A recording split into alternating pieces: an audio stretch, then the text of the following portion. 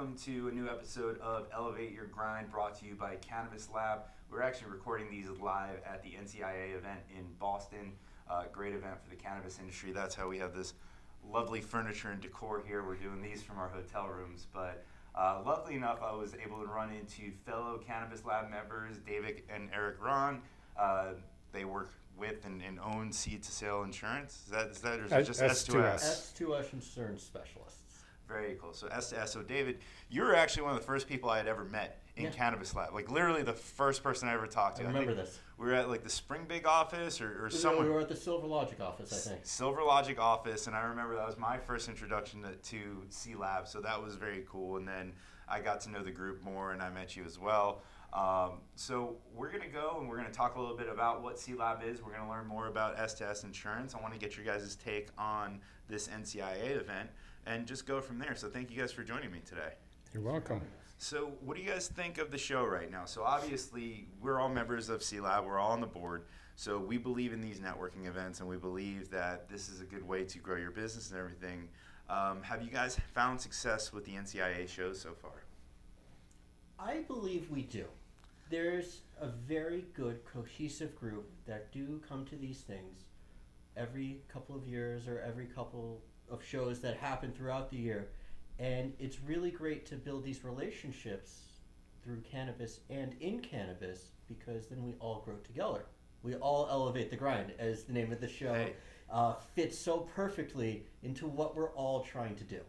So I love getting into people's stories about how they get into cannabis, and I had Matt Nordgren on earlier today, and one of the cool things about that is he was doing some real estate deals, and just so happened one of the real estate deals ended up falling into cannabis. And I feel like I have that conversation with people more and more. I was doing X, and then we got one cannabis customer, and then it just expanded from there. There's a good friend of mine, Nick Odell, he'll probably be on the show at a later time, but essentially he was an accountant, and he got one cannabis firm, and then next thing you know, fast forward, they've got a massive cannabis practice in the business.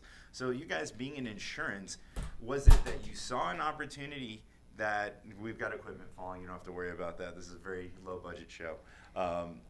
Did you guys see an opportunity, was it a client first that came, or did you see an opportunity that just wasn't being met in the cannabis industry? So I got involved early on 2014 through a relationship I had with a securities lawyer out in Portland, Oregon.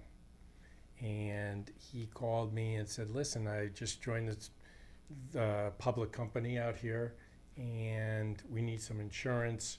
Can you help us? So I got on the plane. I said, sounds interesting enough. I'd been involved in cannabis pretty much all my life. And wanted to learn more. Went out to see him, and from there found that the Portland, Oregon market was in dire need of professional insurance products.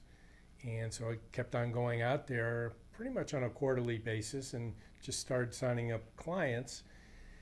Then pivoted into Nevada, Washington State, California as the West Coast developed, and then Florida started heating up.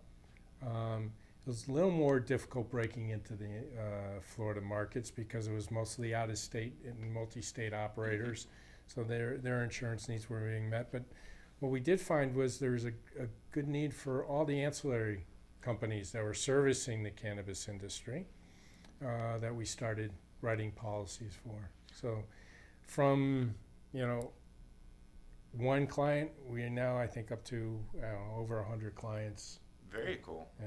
And it's not just over 100 clients in one sector of the industry. We call it S2S because it's seed to sale. We provide coverage programs, insurance programs, for anyone within the seed to sale supply chain within cannabis or hemp CBD. Okay. And we do anything from startup to large public companies and everything in between. We have a few family businesses up here in New England that are in the medical space. We have probably half a dozen vertical brands, and then we have some multi-state operators. So with the eclectic mix of clients that you guys have, you probably get a very good view of how each cannabis industry in each state kind of operates differently. You'd mentioned that you have some mom and pop shops here in New England. obviously where we live in Florida, there is no mom and pop. I mean, probably, and not to keep shouting them out, but Brady Cobb is probably the closest thing we have to a mom and pop shop, and that is not a mom and pop shop. Well, state of Florida, like everything in the state of Florida, is eclectic. We never do anything, by normal standards. Unless we were in the room when it happened, when all the guys got together to figure out how they were going to divide up the Florida cannabis market. It just doesn't make sense. Yeah. It just doesn't make sense. Out of all the markets that you guys have seen, do you see one that operates better than others? Is there one, and I've asked this question of a lot of people, is there one market that is maybe not exactly, it's not the model, but they're doing it right so far, and the rest of the state should possibly try to follow that model? So in my journey, I believe there's 3 markets that I really truly believe will converge together to really write a standard SOP for how to operate a cannabis market.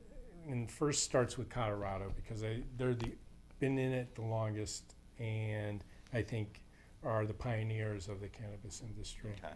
That morphed into the Northwest. I like Oregon's program, other than the fact that they let out too many licenses. I think once that market settles down, their 3-prong approach to how they regulate the industry is a strong and cohesive body of regulations.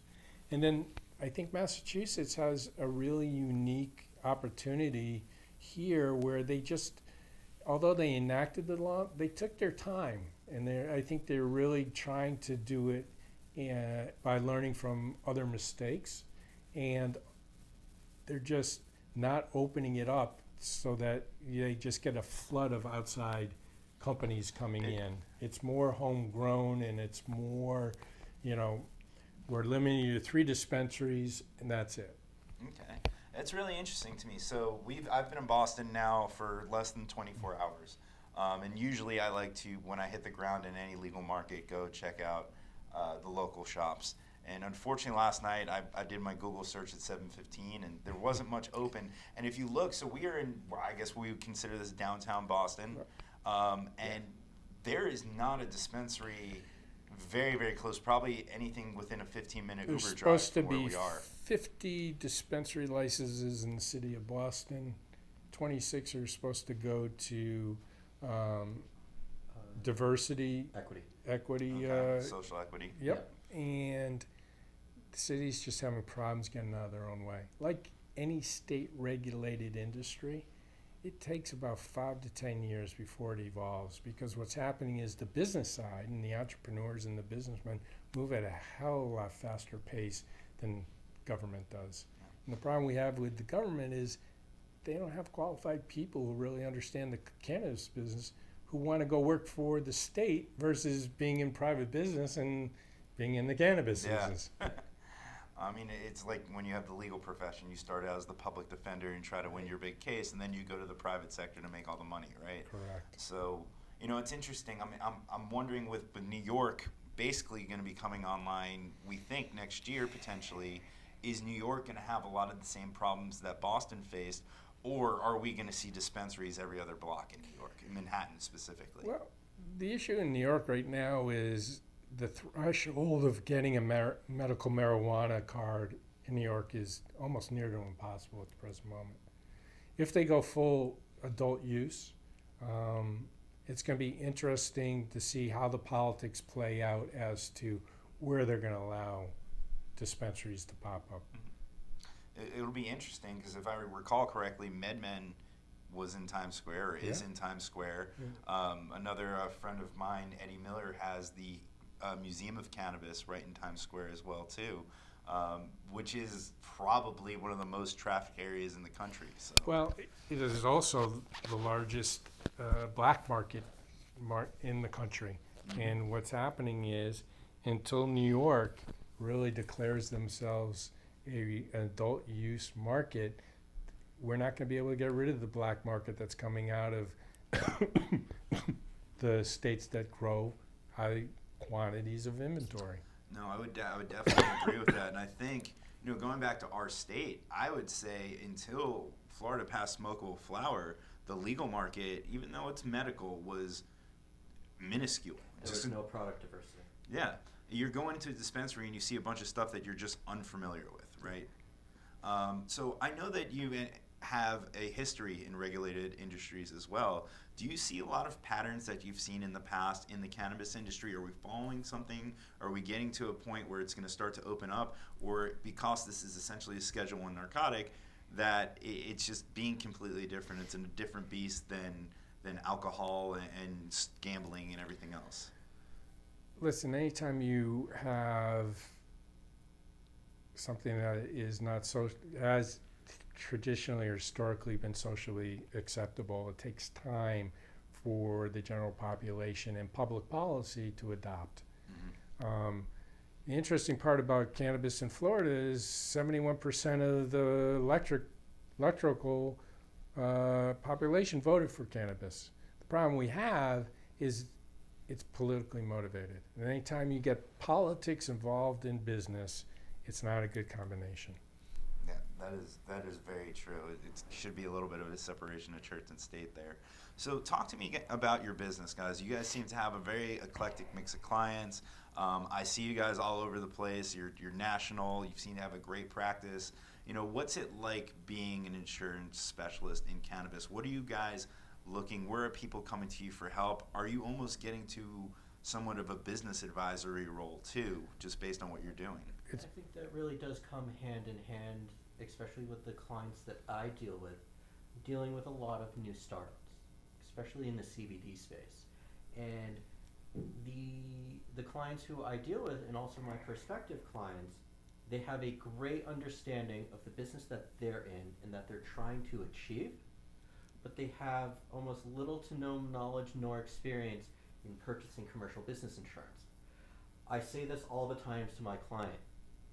This isn't like getting your run-of-the-mill auto insurance off a website or calling up Geico and it's only 15 minutes. It's a little bit more convoluted than that. And we're here to make sure that that experience goes as smoothly and as effective as possible, because at the end of the day, the client wants to walk away knowing that they're going to be covered, that they're going to be insured, that their risks are going to be indemnified in case anything happens. That's very cool. So now when you guys sit down with a business, it's almost as if you're going through a due diligence process similar to an investment process. I'm sure there are minimum checks that you have to do to pass to say, hey, you are insurable. So how often, because we see this in cannabis a lot, and there's, people really don't say it outside, but in this industry we say there's not enough adults in the room. Right? That's correct. People understand the product, they understand the cultivation, they understand how to grow it, they've been doing it for years. But to take it from, I'm going to grow a bunch of marijuana, put it in my backpack, bag it in ounces and halves and eighths, and sell it on the street, to actually have accounting and taxes and insurance and everything else, the adults just aren't in the room. So, talk to me about some of the experiences you guys see when you look under the hood of these businesses and say, holy crap, you guys need some work before we can work together. So we go through an interview process with any prospective client, and we look at just the simple business basics. How long you've been in business, what business have you been in before, do you understand insurance at all? Do you understand what insurance is? It's laying off your risk, and somebody else is going to take that risk. But you're going to pay a flat fee for somebody to take on a much broader risk if you should have a problem or do something wrong. The other issue is we look for the adult in the room. We want to make sure, when I sign up a client, I said, listen, I'm no different than your lawyer, your accountant, or one of your board members. I should be one of the first persons you call when you're ready to take on a new product line, or if you're going to buy another business, or you're going to look at signing a new lease. I need to look at that lease and see what it's calling for. Many times I've saved my clients a lot of money if they do contact me ahead of time, because normally what we're finding, especially in the property size, landlords, once they hear cannabis, they triple the rent and they triple the amount of money that they want insurance for. And, it takes, us to review that and say, no, go back to the landlord and you tell them this is the standard requirements and this is all you're going to get for them. Yeah, it's really interesting to me because it just seems that you guys have to have such knowledge in so many different aspects of the business and able to do what you do that you are advised. I mean, to call you up and for you to be able to save your clients money, I mean, that saves a call to a lawyer or an accountant or something. And our advice is free. That's really cool. So how do you guys, what are you looking for in a client that they are an adult in the room, that they are a good business and that they qualify for insurance? And then the second part to that, I'd imagine with how risky this industry is, because you are dealing with something that is federally illegal, I imagine that insurance is probably one of the first calls that you should make. Yes, we're one of the foundations of your business, just like you need a banking account. And you need to get workers' comp for your employees. You need insurance. Either whether it's contractually part of your operation. If you sign a lease or you sign a supply agreement or a distribution agreement, most times any contract has an insurance clause in there that makes a requirement upon the company to go out and acquire certain insurances. Very cool. I think one of the basis that all people who are looking for insurance, especially in this industry, is to really know the ins and outs of your business plan. Especially since I deal with a lot of startups, I kind of need to know, and I never have a crystal ball in front of me, and I need to know in the most transparent and dynamic way possible, how are they going to perform in the first year? What's going to be their projected sales revenues? Because that's something very important that insurance carriers like to look at. They like to look at a lot of data. They want to see your labels. They want to see your projections. They want to see things like that, so they know that if you were to encounter a risk and have to file a claim, that there isn't some sort of hesitation or there isn't some sort of obstacle to impede the claims process. Are you guys seeing right now, because they say capital is dried up, and again, you guys know my stance. I don't think it's dried up. I think it's gotten smart. But there are a lot of people that are trying to make money off of this industry. And in reality, it should be a nice ecosystem, right? Because the majority of us in this industry, we're also patients. We're also, I don't want to say users, but we use cannabis in our daily lives. So it's kind of nice. We make money off the industry. We go buy product. We pump it back into the industry. But do you see that a lot of people are just trying to pry on cannabis companies, because there is a lot of, especially you work with startups, there is a lot of traditional business inexperience here, mm-hmm. Whereas a lot of these business models exist in the wild, right? We have manufacturing companies, we have distribution companies, we have agricultural companies, but just because of the nature of our industry, cash is super tight, right? So do you guys see an issue there? Does that affect your business as well too, that there's just not a lot of liquid cash? It's not as much as it's not liquid cash. In any emerging industry, what you normally see is in the beginning, there's a rush to get out, open, get as much money as you can get, mm-hmm. and run as fast as you can go. Well, at some point, you got to pay the piper. You either got to show you that you have earnings, you have to show that you have management in place that can execute a business plan, and go and follow the basic business rules of how to grow a business. And I think where we are now, and I look at this as kind of year 3 of this emerging industry, the guys who have performed well will continue to be able to raise money and create shareholder value. Those who took money and, wasted it away aren't going to be able to justify an outside investor giving them money. I mean, it really just comes down to, smart principle. And I think what's happened is private equity guys have finally smartened up and are doing a little more due diligence. Because when I saw in the beginning, no one was doing any due diligence. No. And the one thing I do, especially with my larger clients, I don't think I'm on the client until I go and meet them face to face. I want to see their facility. I want to see what their dispensaries look like. I want to see how they're processing. I want to go see their lab. I want to see what kind of equipment they're operating. I want to see the facility. I went to a lab out in Oregon. I won't tell you who it was, but I couldn't even believe that the state licensed this place. And I walked out the door and said, I can't insure you.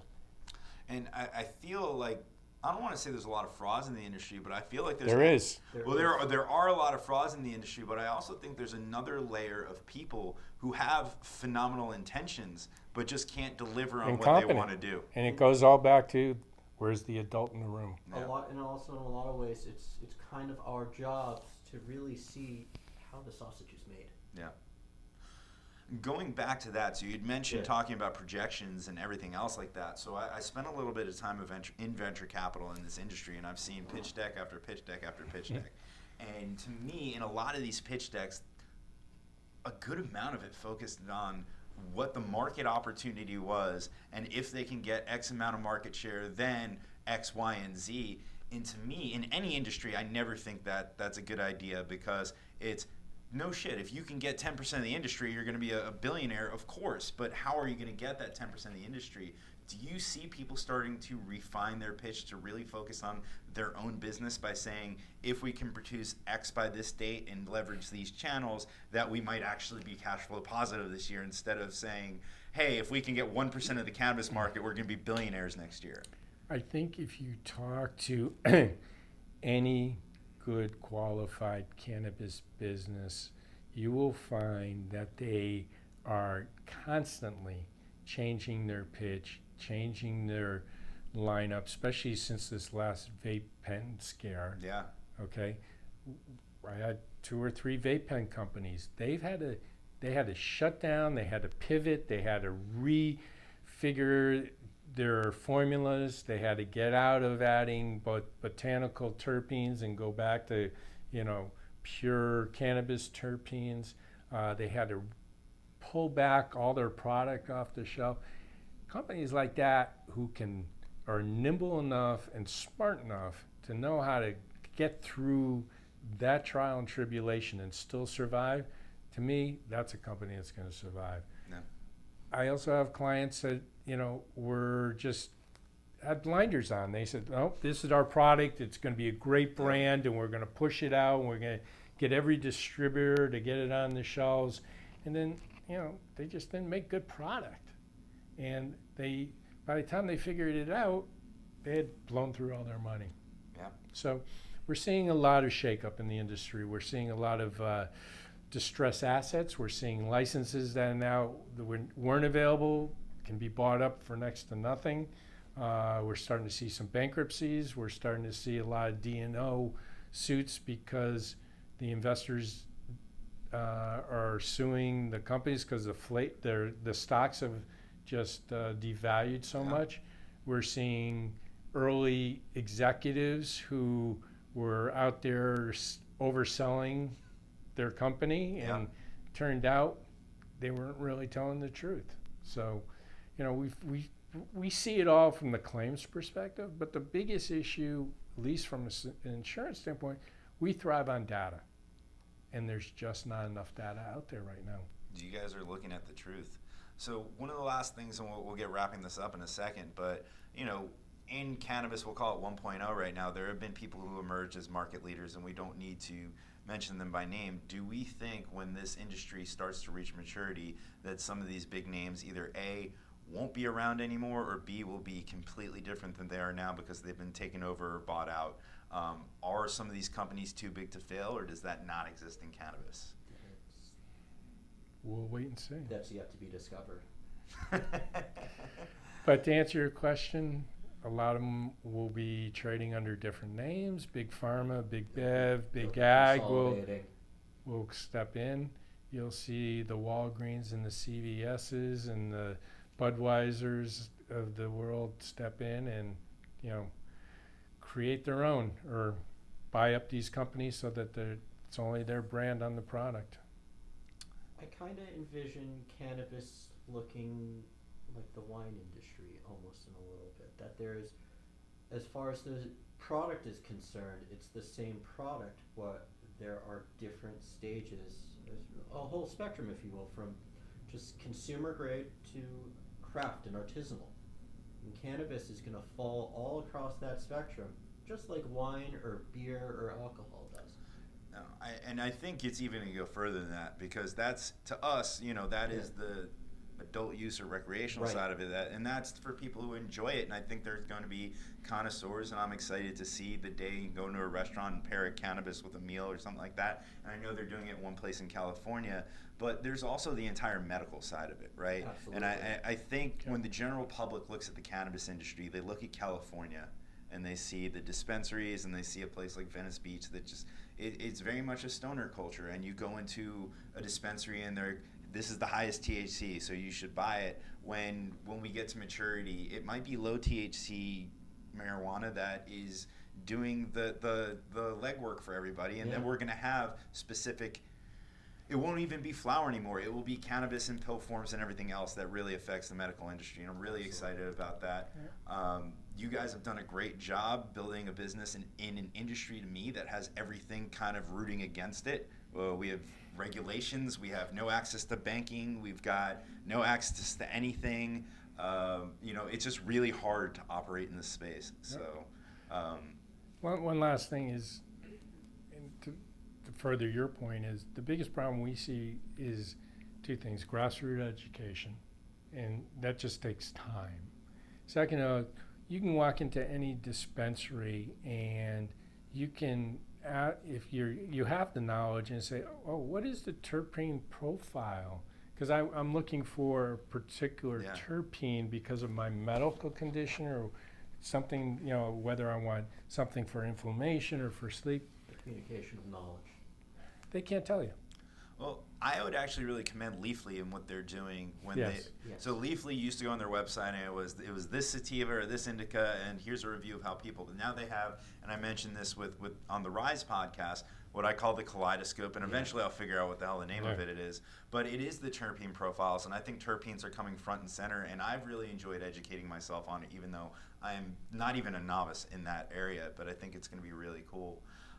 So we're basically at the end here, so I'll let you guys plug whatever you want.